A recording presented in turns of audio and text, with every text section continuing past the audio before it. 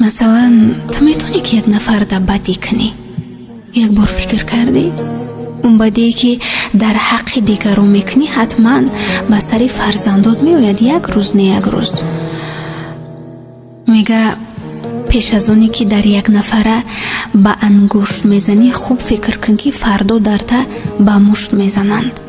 وقتی دل یک مؤمن میشکنی و میرنجونی، تو فکر کن که دل تمام مردم شکستی. شاید در اون دلی که شکستی مهر خداوند خیلی زیاد باشد و خداوند به داد تمام فریادهای با سکوت کردش برسد.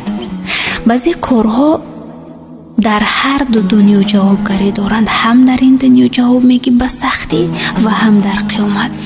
ولی پروردگار بنده هایش که دوست میدارد خیلی هاش در این دنیا رنج میده.